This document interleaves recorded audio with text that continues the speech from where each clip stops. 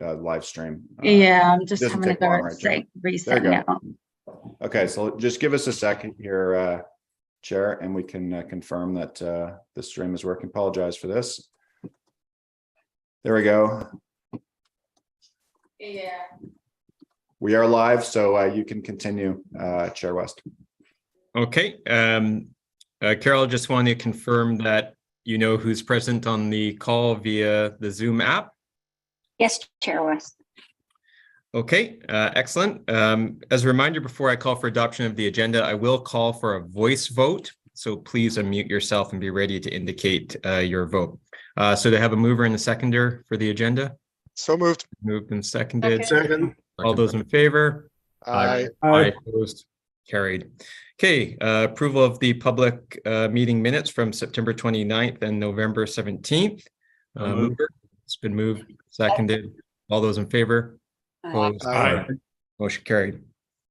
Okay, we'll start as always with hearing from delegates. We have two today. Just a note that we do have any presentations in front of us that have been provided. And as a general rule, there are no questions or discussion with council following the delegation.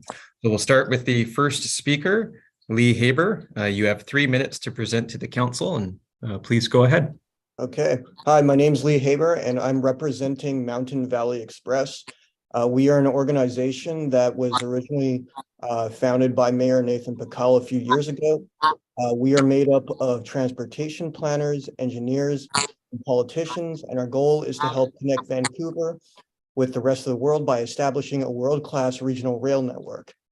I would like to congratulate all of you on being recently elected or re-elected, and we look forward to future conversations on how we can make regional and interregional transit work together to build a more prosperous and sustainable future. Thank you. Thank you very much for being here and for your presentation. The next speaker is Nathan Davidovich. Nathan, please proceed. Hello? Hello, we can hear you. Please go ahead. Oh, you can hear me? Thank you, Mayor West and members of the council. Have you decided yet if you're going to provide 3 or 5 minutes per delegate? It's 3 minutes and you're 10 seconds into it. No, it's 3 minutes by the former mayor council, not the present one. Well, you have no right rules, no 3 bylaws, minutes. no nothing, you know. Well, whatever it is, 3 minutes, you know, it's going to be changed. So thank you for allowing me to speak. You know, this is a new mayor council. You can change all the rules, rescind all the many changes from the bad previous mayor council. So it's your decision what you want to do.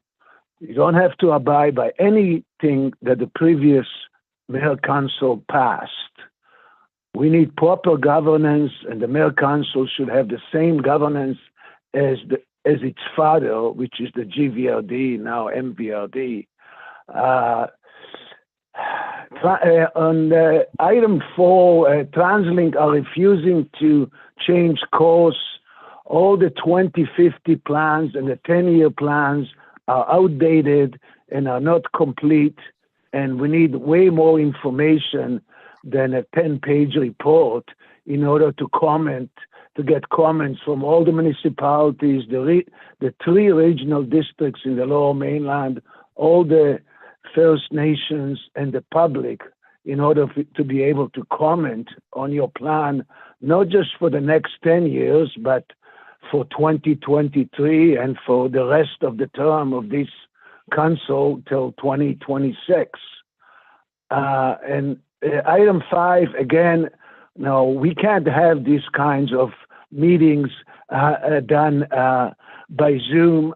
We need in-person meetings.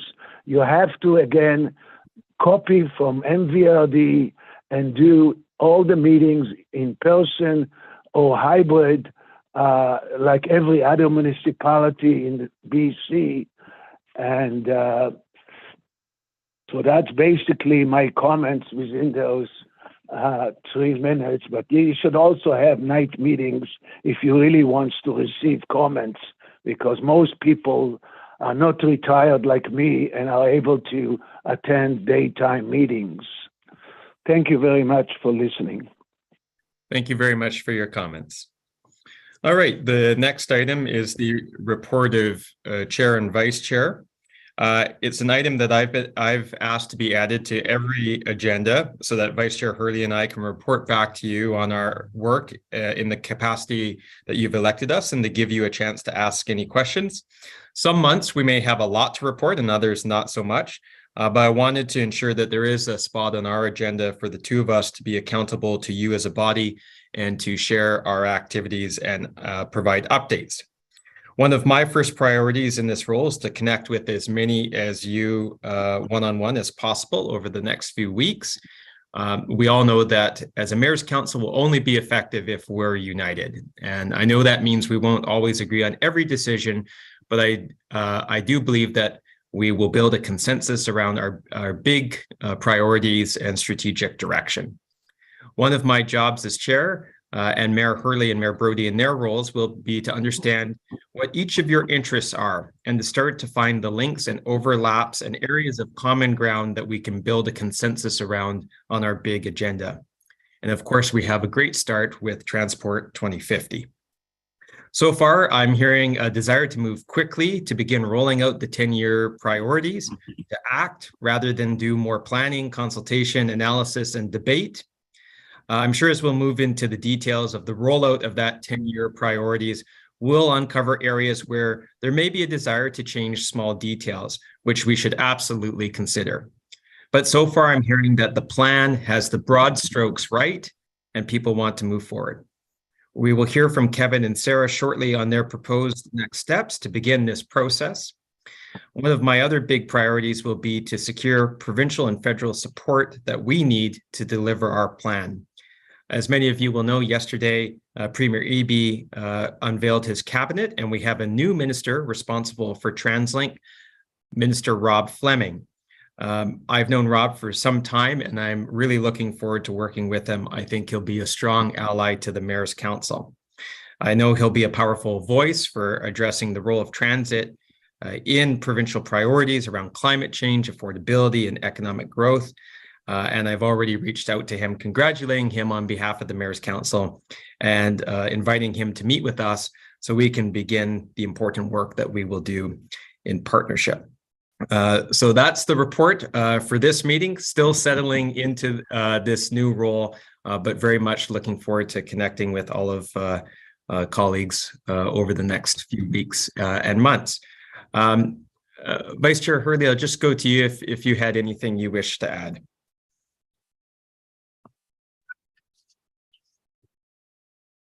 Thank you, Chair West. And I don't have too much to add to what you said. We're just settling into our roles, but certainly agree with most of everything you've said, with working with each and every member of the Mayor's Council to ensure that we're all being heard and that we're all having our points put forward. And certainly as a goal of mine too is to stay engaged with each and every member of the Mayor's Council. We've only had a couple of meetings with the TransLink board, and we're just in a listening mode right now to figure out what our real roles are going to be within that. And I know Chair West and I and Mayor Brody will be strong voices there to ensure that we're being listened to well from our perspective. But really at this time, it's just settling into our positions and ensuring that we're carrying forward all of your voices to be heard in the right way. Certainly we're into an implementation phase, and I look forward to getting on with that work and have less of the planning that we've been doing over the last number of years. So thank you, Chair West, for allowing me to have a few words, but there'll be much more to say in the months as we move forward. Thank you very much, Vice Chair. Are there any questions for myself or Vice Chair Hurley? Okay, seeing none, can I have a motion to receive the report? Been moved and seconded. All those in favor? Opposed? Carried. Okay, our next item is a report of TransLink management. It's a report from Sarah Ross, the Vice President of Planning, and the primary focus here is the work plan to deliver the new transit services and projects proposed in the 10-year priorities approved last June after 3 years of planning and consultation. 3 years. So I'm sure Sarah will note this report is just for information, feedback, and questions. We expect that this work plan will come back to us in January with our input added for approval. So with that, I'll hand it over to Sarah. Great. Thank you so much, Chair West, and good morning, members of the Mayor's Council. Thank you for receiving this report, the purpose of which is to give you an overview of the work that is well underway to implement the priorities that are set out in the 10-year priorities. If we could go to the next slide, please. The Transport 2050, next slide, please, was approved by the board and the Mayor's Council in June of this year and sets out the implementation path for ensuring access for everyone and making transportation in this region convenient, safe, reliable, comfortable, and carbon-free. And these 10-year priorities describe which investments should be delivered over the first decade and form the basis for the future investment plans. Next slide, please. And the focus is on transit and shared mobility, on safer streets, walking and cycling, and expanding the major transit network. Next slide, please. And this map shows the 11 corridors that have been prioritized for rapid transit, as well as the express and interregional connections to better serve trips that travel outside Metro Vancouver's borders. And, significant expansion of transit that is fast, reliable, and not stuck in traffic is a critical part of providing people with a transit option that is competitive to driving their car. Next slide, please. This plan is also very much about improving access across the region, doubling bus service so that all major routes run every 10 minutes or better until 10 p.m., that about a third of routes have 24-hour service. There's new service to about 40 areas, and really importantly, better transit connections to parks and natural areas. Next slide, please. Our aim is to make active transportation the most convenient choice for shorter trips, in part by rapidly completing a network of protected bikeways. So rapidly completing 450 kilometers of traffic separated bikeways on the regional cycling network, working in partnership, of course, with Metro Vancouver and local municipalities. Next slide, please. So I know you all know that there is a lot of work to be done. Major projects, which include the 11 rapid transit corridors, go through a business case development process to ensure that the project cost effectively advances regional objectives and is feasible to deliver. And this is also a requirement for senior government funding. Most of these projects we're currently in step 2, and how quickly we move through these steps does depend on a variety of factors, including the technical complexity of the project, the ease of working with partners and things like that. So our objective, of course, is to move through these as expeditiously as possible while doing the work appropriately. Next slide, please. So I'm just going to touch a little bit and fairly briefly on some of the key work streams that are underway. There's further information in your report that and we can certainly at the end take questions on any of the items that you'd like to ask about. Next slide, please. So a big part of course, is working on a sustainable funding strategy. The 10-year priorities, as you're aware, is not a funded plan. We will be funding for implementation through a series of investment plans, and we need to figure out how what the strategy is going to be to fund this very, very incredibly ambitious plan. So this is a big piece of work that we are working on. Next slide, please. And the implementation path to doubling bus service, that's a very large increase in our bus service. And so we're focused on a couple of things.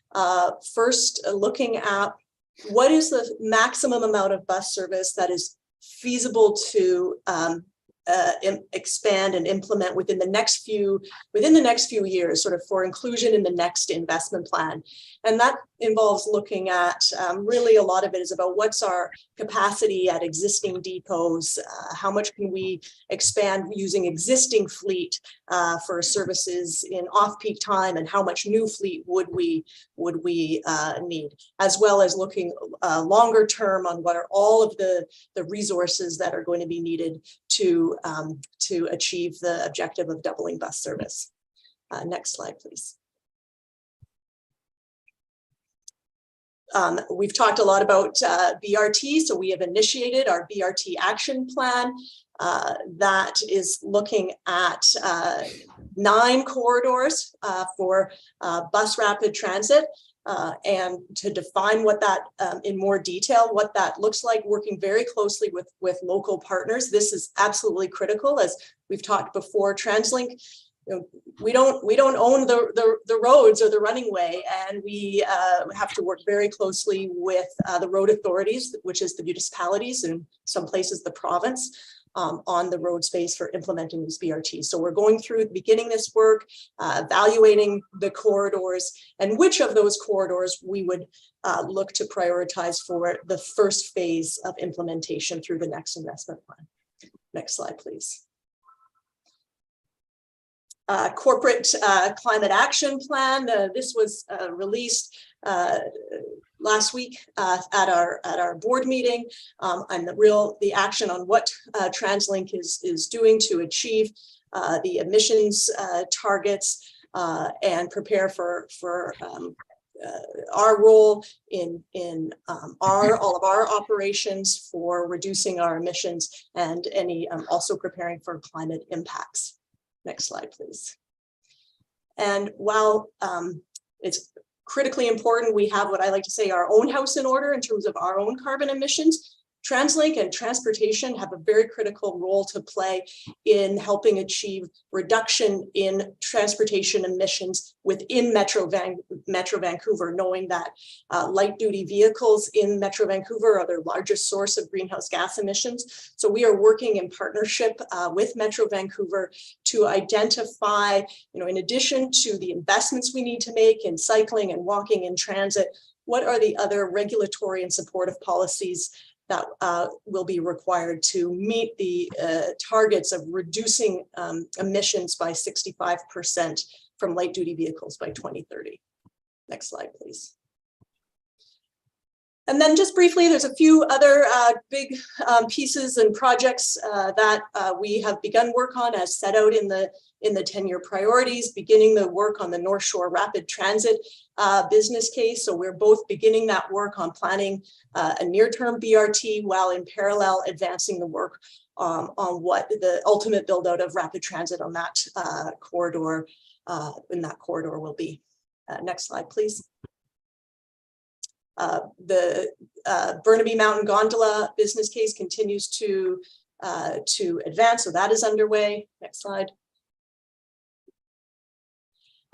Major bikeway network action plan. So I mentioned earlier, we have ambitions to build out 450 kilometers of traffic separated cycling routes, because we know when people have a cycling option that is protected and safe, they choose to cycle, and cycling can be a really great and fast trip for short trips and even medium length trips, especially with the huge increase in electric bikes, which is really a game changer. So we're working closely again with municipalities to develop a framework to guide our implementation and identify what of this network is the most important. If this is all important, what's the most important priority for to lead into that next investment plan? Next slide, please. Scope of looking at express transit services. So again, there's with that objective of making transit competitive with driving, particularly for long distance trips. Some of those trips we know go well beyond the borders of Metro Vancouver. So working again to identify that those services and where those will, how we will implement those and what the priorities are in that. Next slide, please. And then just quickly, we're doing a lot of work on new technology.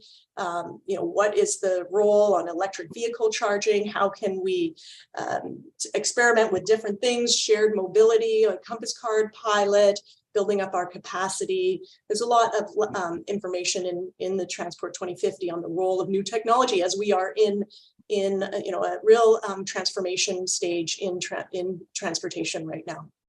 Next slide. And then finally, we're continuing to be involved in the work on the business case stages for the extension of the Millennium Line. Next slide, please. And so this work is underway. Some of this is about really identifying what from the Transport 2050 10-year priorities will be ready and affordable for inclusion in a 2024 investment plan. So we do not expect that we can implement and fund all of this in one investment plan. We'll be taking it, probably through a series of maybe 3 investment plans, which was the approach that we were well underway on for the last vision. And so we are focused on this, and we will be coming back in January. As you noted, Chair West, this is information to get feedback from you. So to confirm your support for the work we're doing here, as well as more detailed briefing on the next steps for the next investment plan. And with that, I will stop and I'll be happy to take any questions. Okay, thank you very much, Sarah. Just wanted to accentuate a couple of things that you said and ask a handful of questions. First, priority number 1 absolutely has to be to find an alternative funding model than what we have right now. The reliance upon property taxes and gas tax is in large part why we are behind the 8 ball. We need something that is reliable, predictable, and adequate to the job that lies ahead. And so I think that is going to be job number 1 for this body, is advocating with the provincial government, working with Minister Fleming to find an alternative to what we have now, because what we have now is just not up to the job. And we know that because the results speak for themselves. We've fallen behind in where we need to be. We're going to be experiencing significant increases in population. Our infrastructure, our transit must keep up. And that is going to require the funding for us to be able to move forward with our plan. And so I'm pleased it's identified. In my mind, it is absolutely job number 1. The old way of doing things is not going to get us to where we need to be. So I'm pleased that that's identified and that we're already working with the province to advance those conversations. One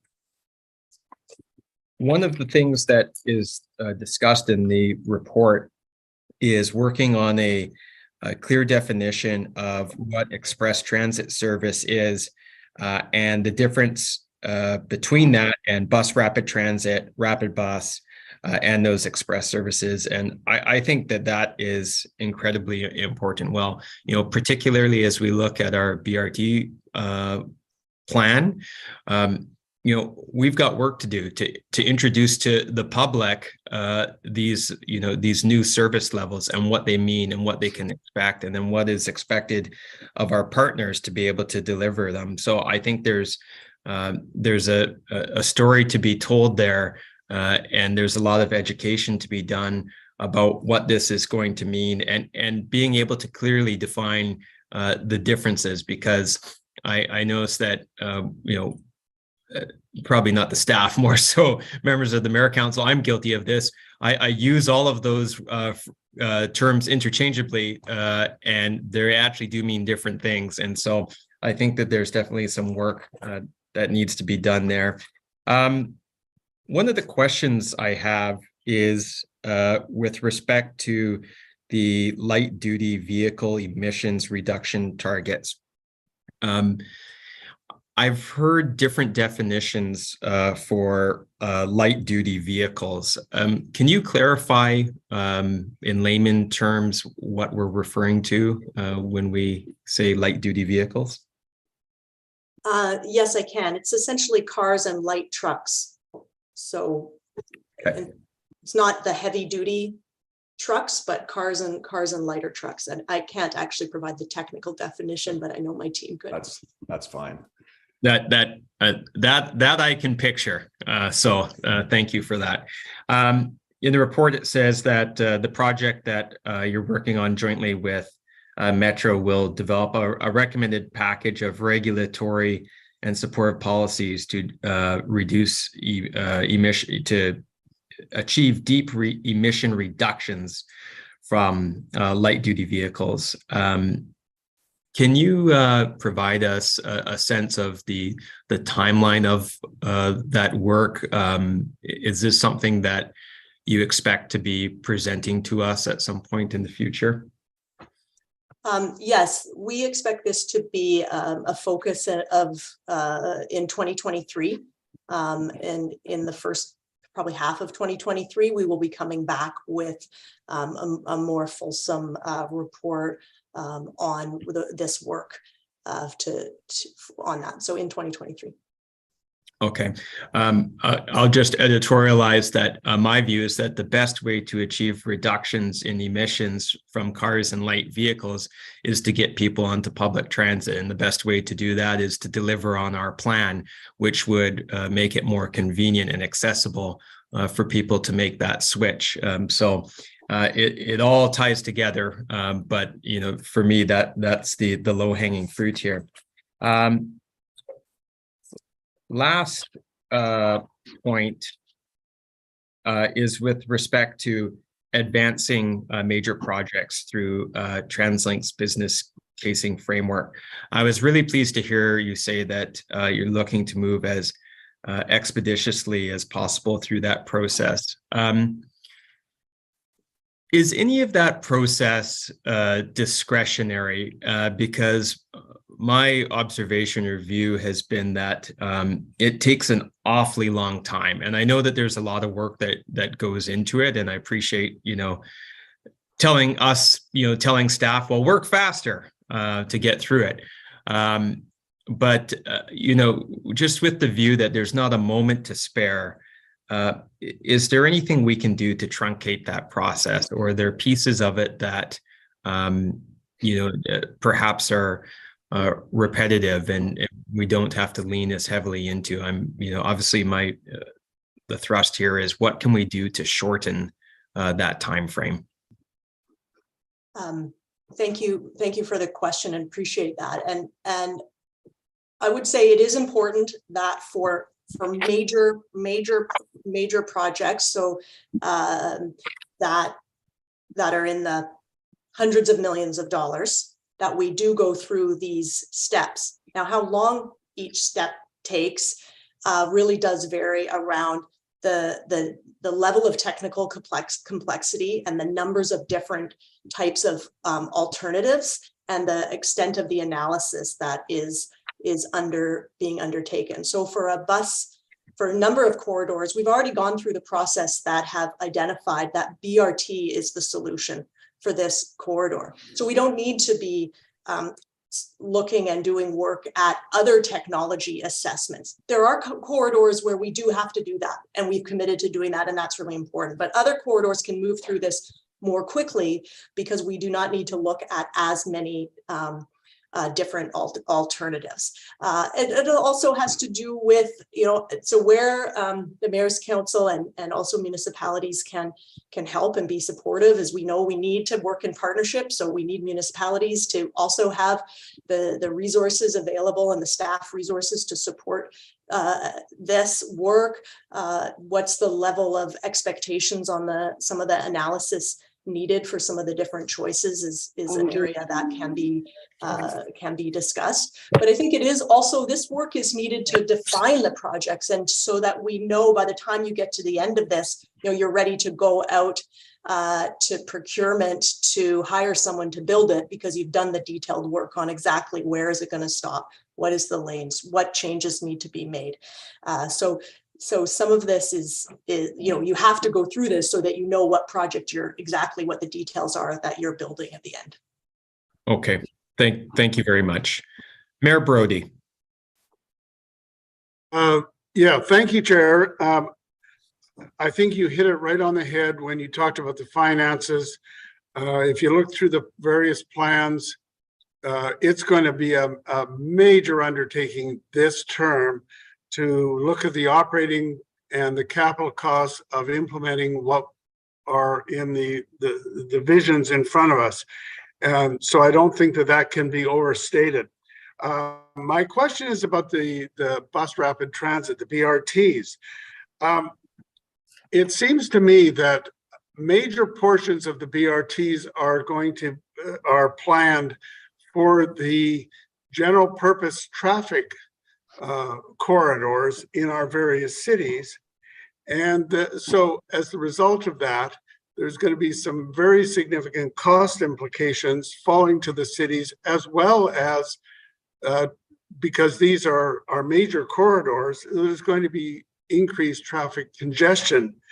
So my question is, when are we going to know exactly what the cities are expected to provide? Because I can see some very serious conversations coming up in that regard. Sarah? Yes, thank you. So it's to the extent to which we can implement BRT leveraging infrastructure that's already in place. That is one of the ways that we can advance these projects more quickly. We need to work with municipalities on that to assess each corridor and each segment of corridors, whether that is feasible or whether the impacts to other road users would not be tolerated. So that is work that we will be doing with municipalities we're starting to do that assessment. But we'll have to that'll be part of the conversation around, is there a willingness to leverage existing road space so that we can put a rapid transit system in place using that as quickly as possible, so that people who rely on transit and people who choose to take the bus aren't stuck in traffic, which will incent them to take the bus more. Or are we going to have to look at different approaches? And there's not a single answer. It's going to depend on each corridor and different segments in each corridor. And in terms of costs, we would be looking at and what's expected of municipalities. Those are the discussions that will have to happen at a detailed level on the corridor. And how much this will cause. We'll also be doing modeling work to show what the impact is and maybe what the impact is not going to be. Sometimes, you can put transit priority in place and it can leverage other changes to intersections that can make the whole corridor move. And we know that some of the GP traffic may divert, but some of it will not, and some of it will convert to transit. So that's what we'll be looking at as well. Well, I think that everybody here should be prepared to have the discussion. Take the most well-used congested corridors that your cities have, and then take 2 lanes, 1 lane each way, out of circulation so that you can have dedicated bus lanes. I think that that's going to be a very significant challenge for everybody if we want to implement this plan. I'll leave it at that. Thank you very much, Mayor Brody. Mayor Buchanan. Thank you very much, Chair West. And thank you, Ms. Ross, for your presentation. Couple of things. I just wanted to clarify in the report, and I believe in the slide deck as well, particularly when it's referring to rapid transit to the North Shore, bus rapid transit to the North Shore. It talks about a preliminary business case, when in fact, I think we're looking at a refined business case based on the work that's been done. So can you just clarify that? Sarah? Yes, thank you. So in terms of where we're at for the North Shore. I think we haven't finalized the steps through the preliminary business case, but I can, or the exploratory business case. I can follow up with you on that with further confirmation. Okay, because I think our understanding is that we're looking at refined, not preliminary. So that would be great if you can clarify that. The other is just picking up from what Chair West was talking about as well, between BRT, RT, or RB.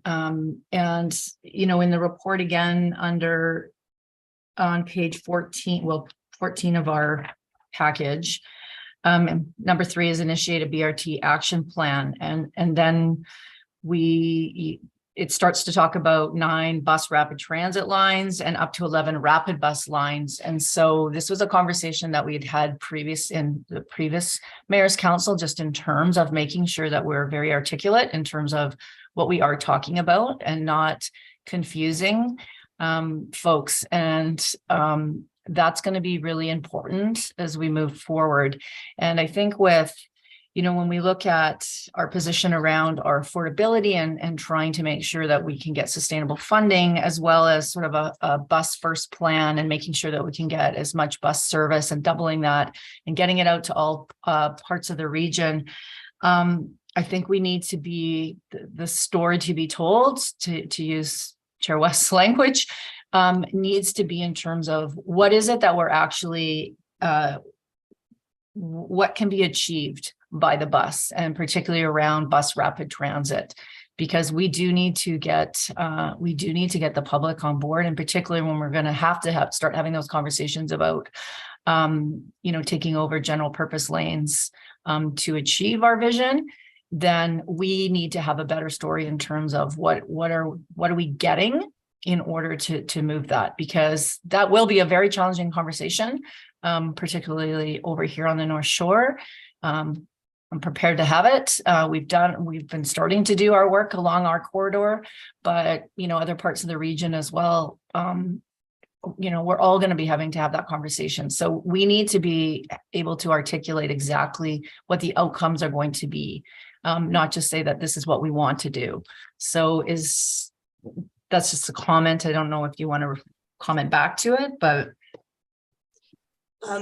You know, your comments are very on point, Mayor Buchanan, and absolutely that's an area that we need to do more on, to be able to articulate clearly to people what they could expect, what the outcomes would be, what you know, we recognize that some of what we're talking about could be a big transformation in some corridors. Some corridors are going to be, they're not all the same.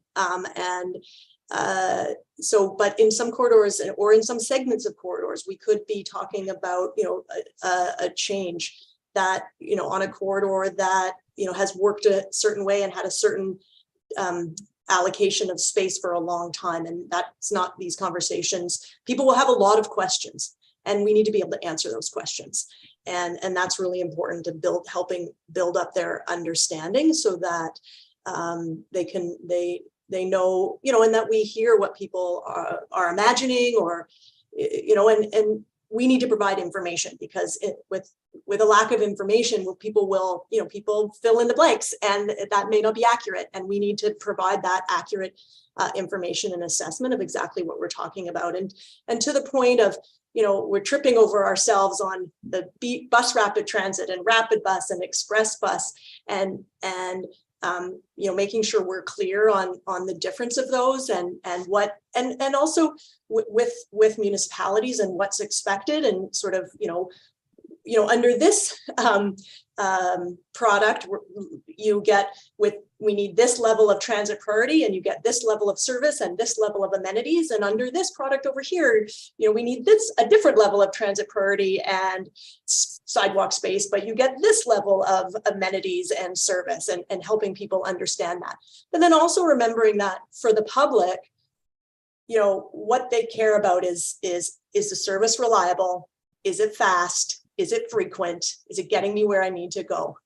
And, I don't need the members of the public to be able to know exactly what our service types are, but I need to be able to give them confidence that and deliver on those things so that they can know that they can have a really great experience taking transit. I would agree with that last point, but what I would say is the clearer we can be, the more articulate we can be of what what we're getting and what the trade-offs are going to be and the objectives we're trying to achieve will save us a tremendous amount of time. Because at the end of the day, what we're also trying to do is get people to move over to the service.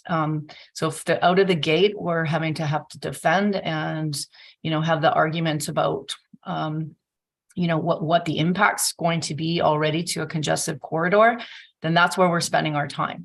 So at the end of the day, we have to be as articulate as we can to avoid kind of backtracking and having to, undo the filling in of the gaps.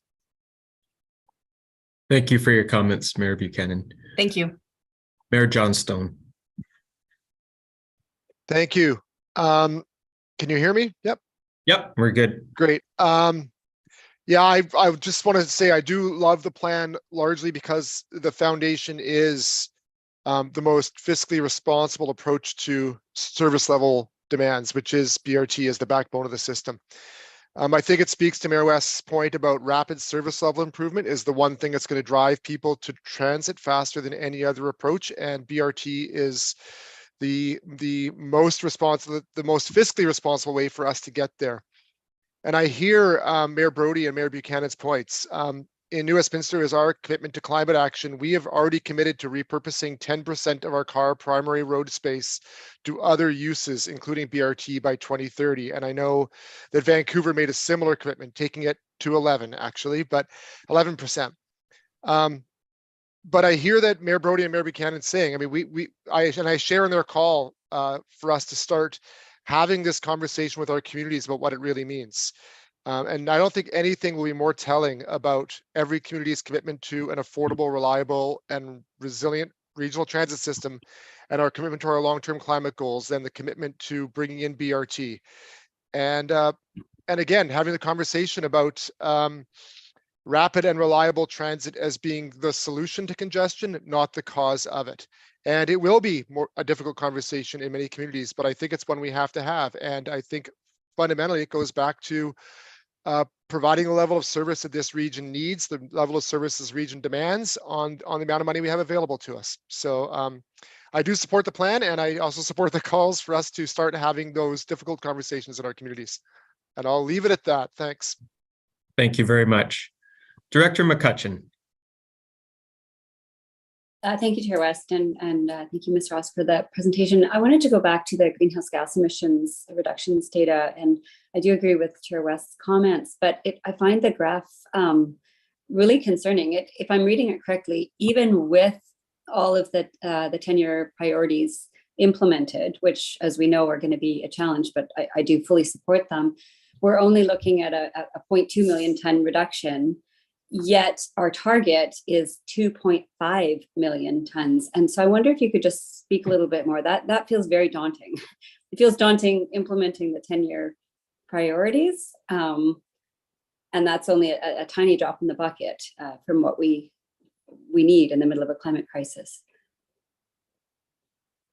I can speak to that briefly. Yes, it is daunting. These are very aggressive and needed targets to do our part in reducing greenhouse gas emissions. And we know that investing in transit is absolutely critical to give people an option. But we also know that it's not enough to achieve the kind of transformation that is required. So we need to look at how we can provide other policy measures, such as incentives, to really help incent people to make those changes, while also making sure they have the alternative to go to. So this is a multi-pronged approach that we need. So this piece of work is complementing the work that we're also talking about on the expansion. So, Sarah, I would add, Director, that this is the challenge that you outlined very correctly, Director, is going to absolutely require very close partnership from the provincial government. This is not something that we're going to be able to do on our own. Yeah, thank you. And if I may add a sort of supplementary question to that, do the data in here, does it take into account the transition that's happening towards electric vehicles? I presume it does, but which would be kind of more of a provincial mandate. The data in here already does take into account what the regulations that are already in place to transition and to zero emissions, but it may identify things that are needed to accept that. It will identify things that are needed to accelerate that transition. Okay, thank you. Thank you very much, Director McCutcheon. Mayor Locke.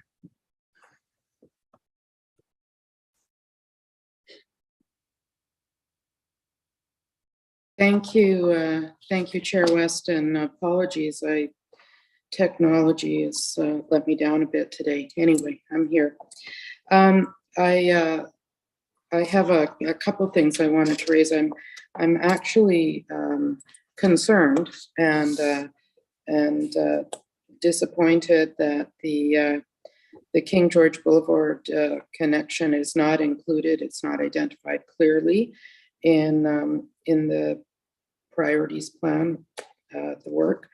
I think it's important. I think we all know that, and it has been identified a number of times, that the King George corridor is one of the highest riderships around. And there was a vision that was set some time ago for that to be done. I know there was changes made, and I recognize that. And certainly Surrey owns some of that. However, I think it's really important that that be identified in this work plan, that the King George corridor is identified as a standalone. I think we need that. We need to be competing, certainly against other initiatives that are out there, and it isn't as identified as I would want to see it. And so I would like to see that included in the plan. There's all kinds of good reasons for it, not the least of which is Surrey has got to its 100% post-COVID ridership. So we know those numbers exist and are there and are strong.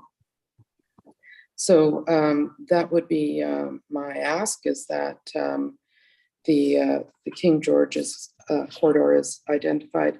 And just in response to a comment I heard a couple of speakers ago from Director Brody, that corridor has already got its lines, bus-only lanes developed along it. And so much of that has already been established. So I would recommend that that be identified in the plan. Thank you. Thank you. I'll just ask Ms. Ross to respond to that. Thank you, Mayor Locke. And the King George Boulevard corridor is a very important corridor in the Transport 2050 10-year priorities. It is one of the corridors that is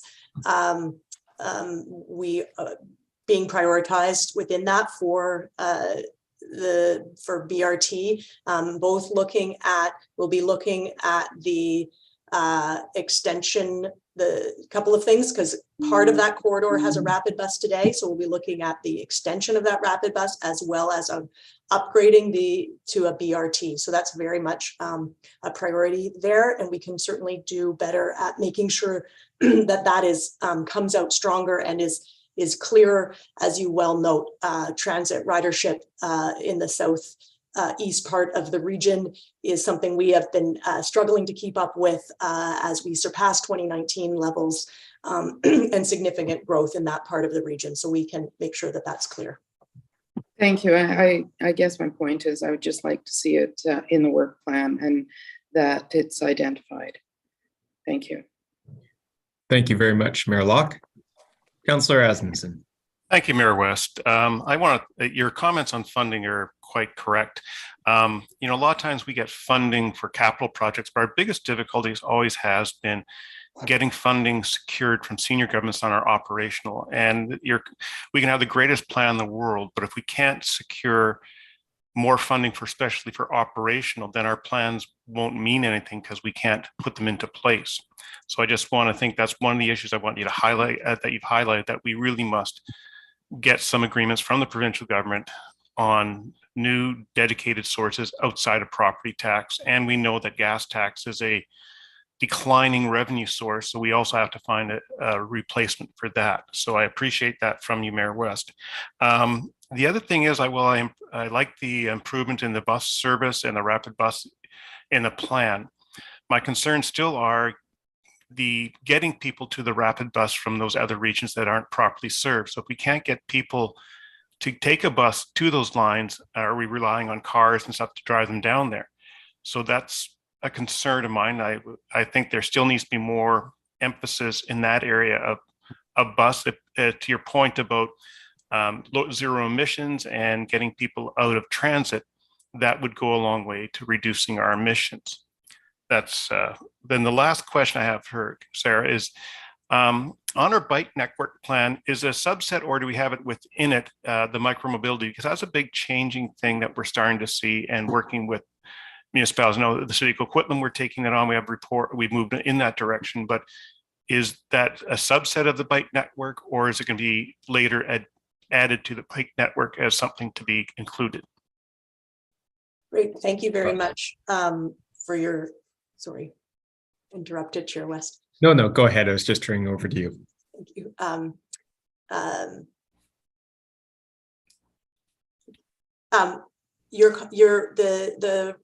The higher order transit lines tend to get the most attention. You're absolutely right. Getting people to those higher order transit lines for those, is also a really key part of it. And that's part of what doubling local bus service is about, is that that people are within a short walk of services that are running every 10 minutes, or better, to connect them to those highest order services. It's also about how we build facilities at the stations and stops so that people can cycle to those to connect to a higher orders service. So absolutely, that last mile connection or several mile transportation network. And as you know, micromobility, you'll see all sorts of, it's not just bikes out there. There's scooters and electric scooters, and I don't even know what they're called, those single-wheeled, fast-moving devices. And, we need to be thinking about that in terms of how separation and all the different speeds that different types of users are doing. And so that is absolutely on our radar and work that we are doing on both. We see micromobility as part of the solution and how TransLink can help advance that, as well as how does that work on the street and in our separated facilities, and how do we make sure all users are safe on the roads and sidewalks? Thank you. Thank you very much. Mayor Pahal. Thank you, Chair. I think one of the things that excites me most about this plan is the investment in active transportation. I think when we talk about the most cost-effective way of moving people around, that's with 2 feet. So that's investing in walking and cycling infrastructure. I know in Langley City, we've really been successful with our applications to TransLink, and it's basically built out our protected network. It's built more walking infrastructure in our community. And when we're talking about how we get people connected to bus rapid transit, which is probably the most cost-effective way of delivering rapid transit, that's going to be walking and cycling. And considering things like end of trip facilities at BRT stations, whatever they look like, I think is going to be critical. So if we're looking at how I can get stuff done the quickest way, I think that's walking, cycling, BRT. I know there's difficult conversations. I've heard from people in this meeting, the difficult conversations that need to happen, but it is possible. I know in Langley City, we worked with our business association and the business community. We reallocated road space on Fraser Highway and some of the other MRN network in our community. So it's successful. It's moving buses faster. We've really shifted, I think, our messaging. Instead of moving cars, buses, and bikes, We're really talking about how we can move people the most effective way. And when we shift from thinking about vehicles to people, that really opens up a lot of opportunity for discussion. So yeah, it can happen in Langley City. So if it can happen out here, I think it's something that can happen everywhere in this region, as long as we're all working together and we have the support from TransLink to really build that business case. I know TransLink, when we reallocated space on Fraser Highway, their research was instrumental in how we were able to present that to our residents and business community to get the buy-in. So that's my comments. Thank you. Thank you very much for your good comments. Okay, thank you everyone for the substantive discussion. As noted, this input will be, oh, Mayor Sager, did I see your hand there? Yes, sorry, I thought I put the little wavy guy up there, but there he is again. Could I trouble you, Chair West, I'll go very quickly here. Could I ask you to go to page 24 of 44 on the screen, the Transport 2050 10-year priority? Could we just have a look at that together, please? Sure, I'll ask staff to bring that up, please. Yep, just figuring that out now. And Mayor Sager, it was you used the applause rather than the hand up. So oh gosh, well I'm applauding everyone. I thought you were agreeing with me. Oh, there you go. We'll learn. We'll learn. Thank you. Just a quick question here. I'm interested and a little concerned about what is the I guess I'll call it a lime green line.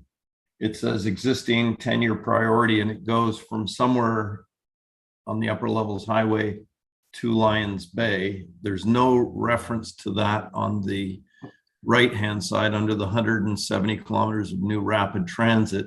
There's no reference to any rapid transit north. As we know, we've got Furry Creek, Britannia, and Squamish, which are probably the most rapidly growing areas. Is there some anticipation that we will get transit service on that corridor? And what is the lime green dotted? Because there's no reference to that on the plan.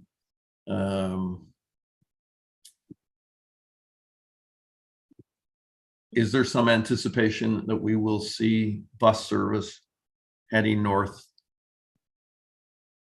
Do you see my concern there? And I don't, there's no reference to what the dotted lime green line that goes from somewhere in the West Van to the Second Narrows Bridge and through Vancouver. I don't know what that means.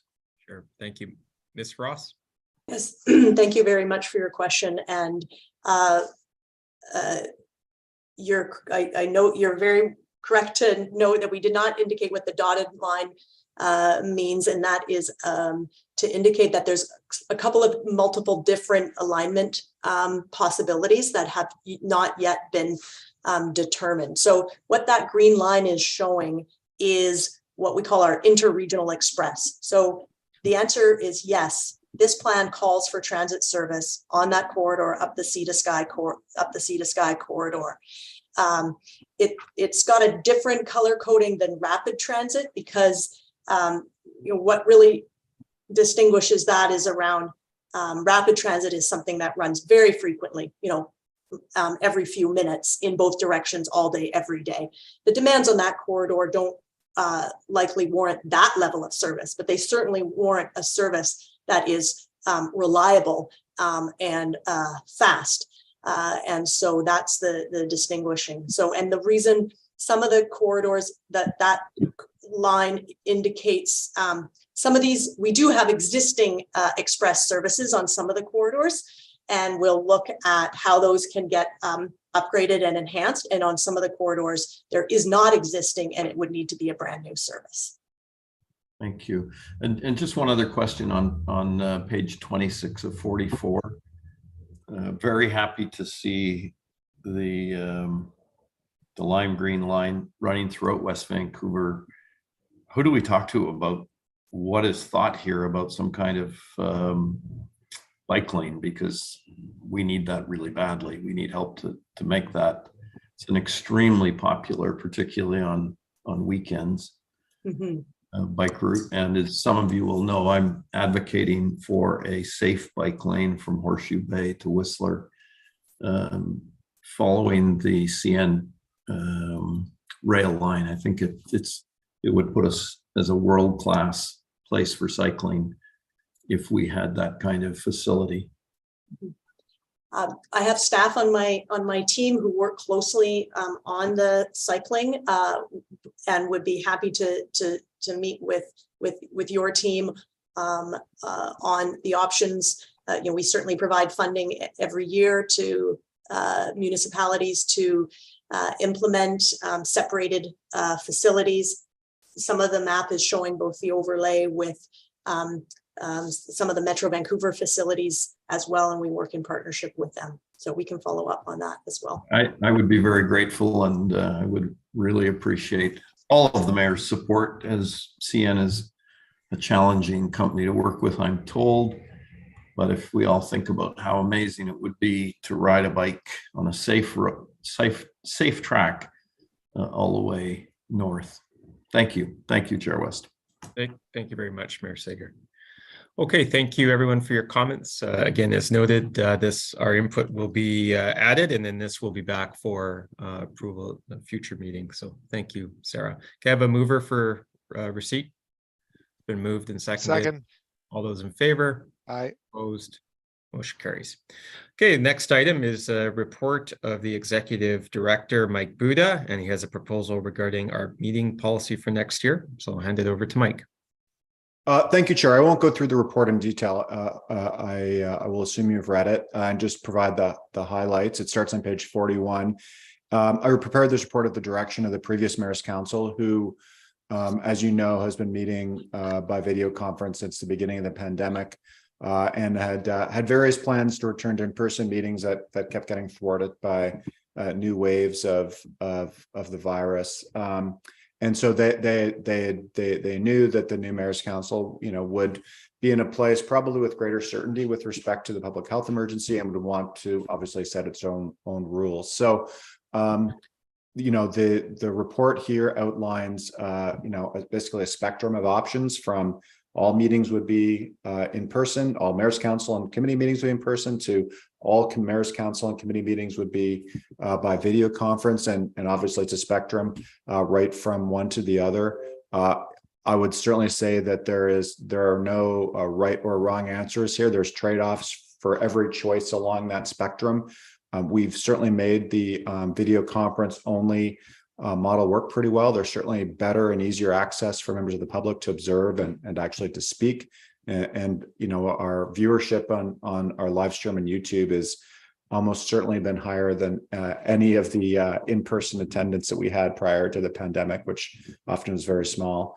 It's obviously less transportation for members, unlike municipal councils where everyone lives close by. Long distance travel is a reality for many of you to reach Saperton.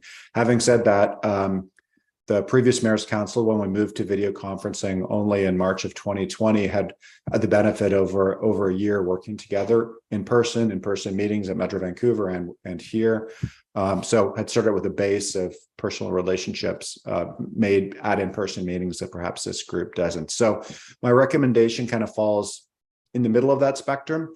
I think the recommendation proposed is four of the 9 Mayor's Council meetings, or sorry, 4 of the 11 Mayor's Council meetings per year would be in person, the rest by video conference, and all the committee meetings would be video conference. But as I said, we're ready to make whatever direction we receive from you work, and there are many permutations within that spectrum. I think the only option I would recommend strongly against is any option that includes hybrid meetings, that is an in-person meeting with video conferencing capability for those who are unable to attend.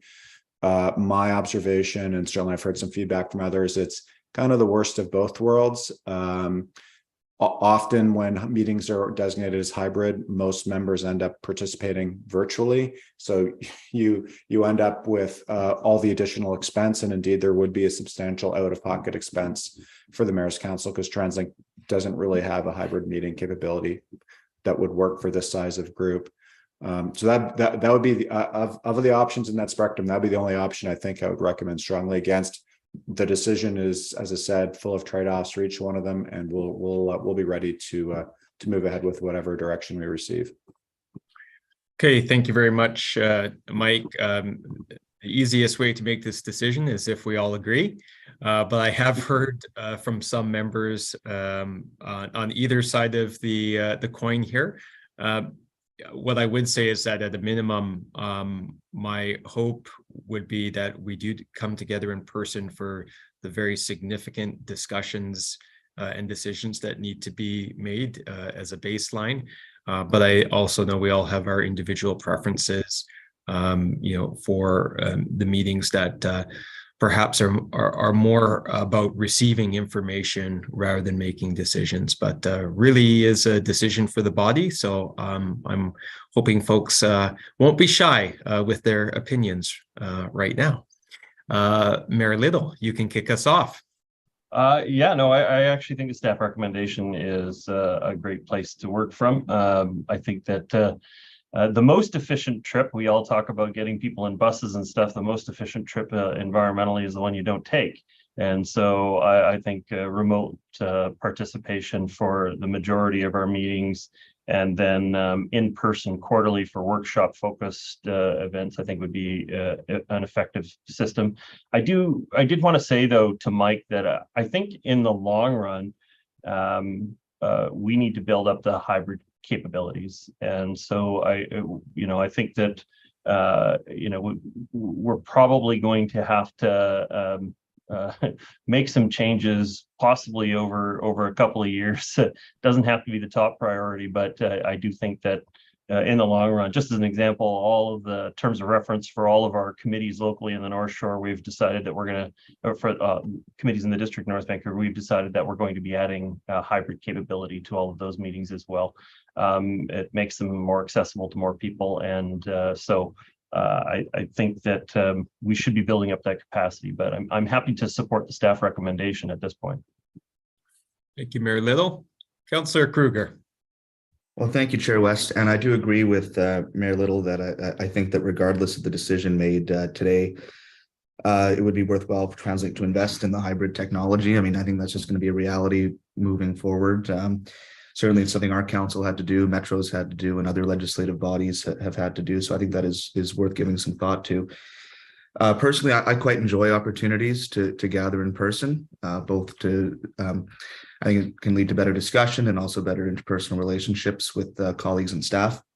My personal preference here would probably be alternative 2, where we have opportunities for the Mayor's Council to meet in person and then committees to meet by video conference. We've all done so many Zoom calls over the last couple of years. It was really refreshing to gather at our first Metro Vancouver meeting and have some great conversations face to face. So that's how I personally like to operate. Obviously, I'll be supportive of whatever direction we decide, but that's my perspective. Thank you.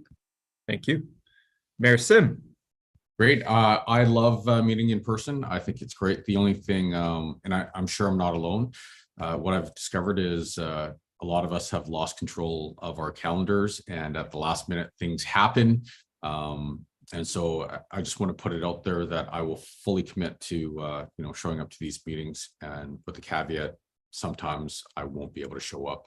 And it's not a reflection upon our commitment to the team. It's just things happen. Yeah, absolutely. I know everyone feels your pain with respect to that, but there's no doubt that yourself and Mayor Locke in particular have demands that some of the rest of us don't encounter. So full respect for that. Mayor Hurley. Yes, I would fully support the staff recommendation, but with the caveat that the mayor or that the chair, if he felt it was needed, could call a in-person meeting. There are going to be some very important decision points as we move forward, and I think that option should always be open for the chair to call an in-person meeting. Thank you. Thank you. Mayor Lottie. Thank you. I actually support a previous speaker around the importance of in-person meetings, and I actually support the second option, or option 2 as well, where we meet in person, but our committees meet virtually. But again, and I take transit. I would be taking transit, so I wouldn't feel guilty about meeting in person. But we'll support whatever the group decides, but really believe that there's benefit to doing as much as we can in person, it does create more opportunity for, I think, better decision-making. Thank you. Mayor Buchanan. Thank you very much. And I would probably echo those Megan's comments, Mayor Lottie's comments, just in regards to these meetings being in person, and committee meetings can be, but do recognize that our schedules are all incredibly busy. And I will go with the council's wishes. I would say if people are more leaning towards what staff are proposing, I would say perhaps the first meeting in the new year could be in person versus in March, just because this is a new group. We have 12 new mayors, and it's a really good opportunity for us to get together and get to know each other a little bit more. And 3 months into the year, we're all going to be like running faster than we're running now, and so I just think that earlier the opportunity we can get together and have some face-to-face conversations, the better. Thank you. I think that's a great suggestion. Mayor Locke. Thank you. Thank you, Chair West. Well, after having technical difficulties twice in this meeting, I'm going to tell you that I am absolutely supportive of face-to-face meetings always. But again, similar to others, I would be supportive of whatever the group deals with. I think the more face-to-face though is always better. And I think I agree, we get much more robust dialogue and outcomes when we're together. So I would actually prefer more face-to-face, but I'm okay with the recommendations of staff. Thank you. Thank you. Mayor Ross. Yes, thank you, Chair West. I would comment that I'm fine with either one, but my preference would be face-to-face. And for this reason, I think it was our executive director talked about the fact in the previous rendition of the Mayor's Council, there was a period of time where people were all face-to-face, and then they went to online meetings. And so I can give you very quickly my example. I came on in February 2021 and never met anybody on TransLink wide in regards to the TransLink piece until there was a golf tournament and I offered to caddy. Went there and then we closed down again. But I do think there's a value, particularly for new people, to be able to meet face-to-face, to be able to establish some relationships, and then be able to pivot depending on what our needs are. So, but I will in the end support our group, but I think there is a different perspective out there if you're new or you are a seasoned veteran. Thank you. Thank you. Mayor Johnstone. Thank you. Good conversation, actually. I will, of course, I support the plan that we have ahead of us. I think it's a transition time for many of us, and I think it's probably a good chance it's good to know there is a model that we are going to meet occasionally face-to-face, but mostly work online. I think that works for everyone right now as we transition into our new roles. I just want to make, and I do think, again, I support the idea that we need to talk about some long-term thinking about hybrid meeting. I think that is eventually where we're all heading. I think that we do need to do the work to find out what it's going to take for us to get there. But I just want to counter one idea that I might argue that the committee meetings are more important for face-to-face than actually this big group meeting is. That if the committee meetings are where we're going to be having those deeper in the weeds conversations, that's the type of conversation that may be better facilitated by meeting face-to-face and being in a room together and talking about things than this medium actually provides. So I only leave that as a comment to think about as we do some long-term planning, because I think the model we have in front of us right now is good for the short term. Thanks. Thank you. Councillor Kruger. Chair West, at your pleasure, I'd like to test the will of the board and move alternative 2. Okay. There's no further speakers, so I'll happy to entertain that. So alternative number 2 has been moved and seconded, which would have Mayor's Council meetings in person but committees by video conference. So that's been moved and seconded. Discussion on that, Mayor Lottie. Just in reference to what Mayor Johnson was just referring to around the importance of those integral committee meetings and the discussions that take place, I don't disagree with that. And I would hope that there would be, like, I'm not sure how many people sit on those committees. I think they're quite small, are they not? Perhaps maybe that could be perhaps the committees could determine amongst themselves how they wanted to proceed, if they wanted to have in-person meetings or virtual meetings, because they are a smaller group. I see the value in the in-person meetings for the larger group, because you have those opportunities to have those conversations with people that you may not see again until the next meeting, but they're important conversations that the mayors will have amongst themselves that may be related and likely would be related to TransLink issues, but they may not be. But those are good opportunities to just kind of have those side conversations and build that rapport amongst each other. So I'm looking forward to, if this passes, to having those meetings in person. And I also agree with the comments that were made around working towards ensuring that we have the the ability to host those hybrid meetings in the future. So whatever that takes. Thank you for your comments. With respect to committees, there will be, there's likely to be 3 standing committees with approximately 7 members, plus or minus on each committee. Plus there will be those occasions, quite frequently, I think is the objective, where we'll be having joint committee meetings, at which point you'll have members of the board join those committees as well. But good comments.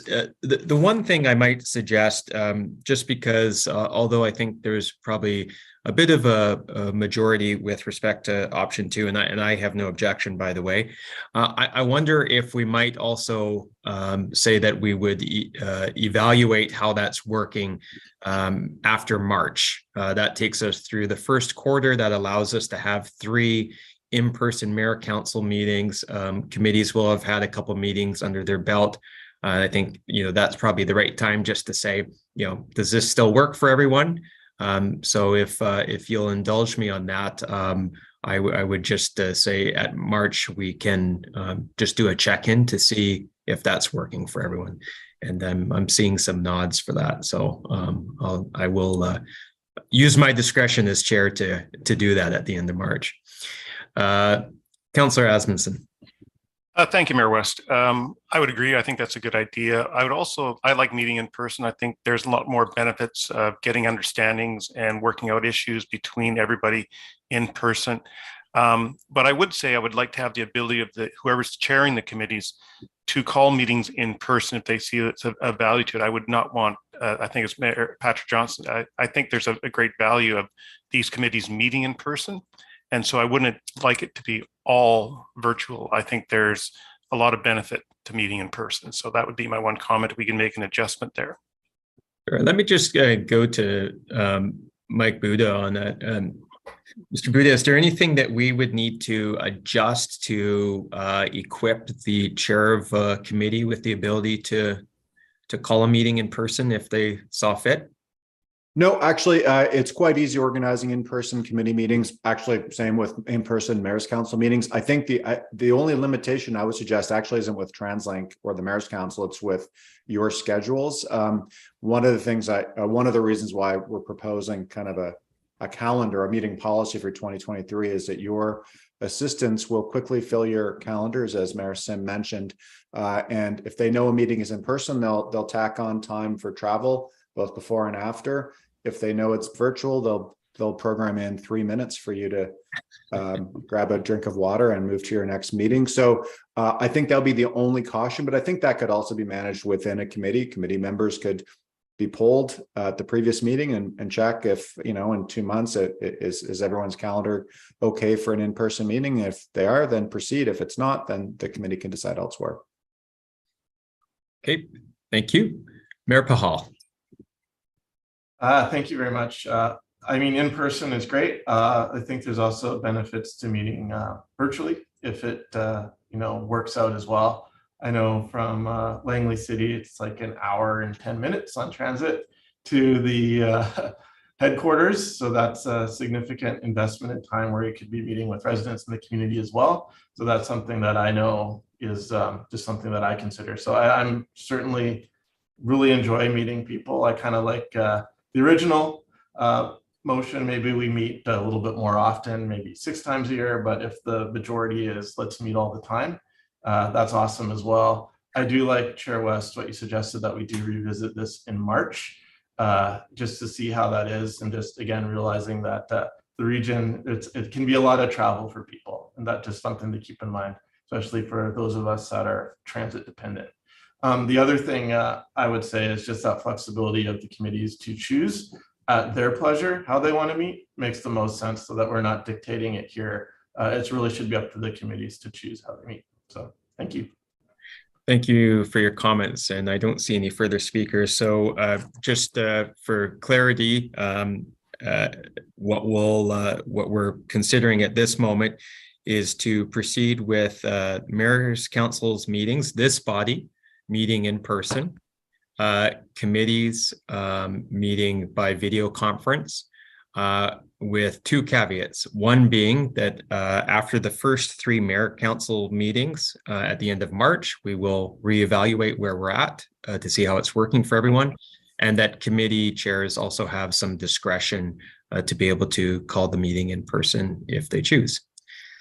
So if everyone's good with that, I'll call the question. All those in favor? Aye. Opposed? Motion carries. Okay, thank you very much, everyone. That will bring us to adjournment for our closed session. Can I have a motion to adjourn? Moved and seconded. All those in favor? Opposed? Motion carried. Okay, Mike, you can end the live stream, and why don't we take 5 minutes, and then we'll come back for close.